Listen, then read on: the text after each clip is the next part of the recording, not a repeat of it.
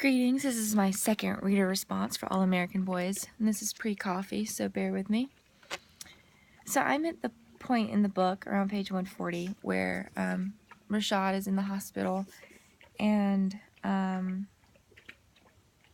yeah, so race is obviously a huge theme, a huge issue, the main issue in this book, and I think Quinn is kind of at a crucial point at this moment, where he's beginning to see that he can't run away from it, even though he didn't get caught in the video as being at the scene of this brutal act of police violence against a black teen that was completely uncalled for. Even though he wasn't in the video there, that he can't keep ignoring the problem.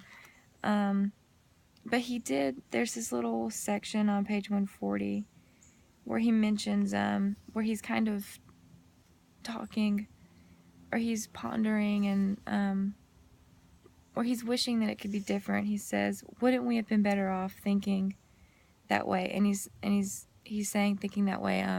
If we could just all forget about color, if we could all just come together as one, all of us. What do we really gain by talking about this? Paul, Rashad, what happened? Digging it up and making everyone feel like shit. Maybe for this one practice, we were all thinking only about the team, one unit, one thing, no parts. All of us colorblind and committed like evangelicals to the word team, just like Coach wanted. And I think that's a really idealistic way of thinking. And I know in my younger years, I found myself thinking this way sometimes, just really wanting and wishing that, that we could all just get over ourselves and become, a human race and not see color anymore. But as I got older, I saw my own privilege in even being able to think that way, or even being able to want to think that way, and being able to want to see the world that way. There's a privilege in even being able to idealize in that sort of way, because even wanting to not see color, because I've never really had to live my life in a way that I had to consider the color of my skin every minute of the day. It just keeps bringing me back to the Coates reading of being in a black body, and how that feels, and how you have to protect that body because it's been in danger your entire life. I've never felt that way, and I never will.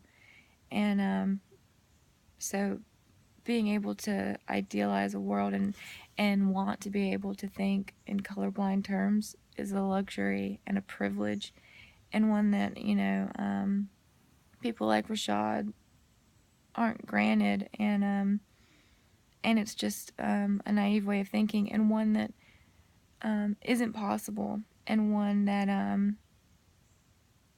and that I don't think is ideal anymore, because if that were the case, then we'd be leaving out a lot of great things and a lot of cultural aspects, right? So we'd be ignoring all these unique things about different people if we were just to wash everything in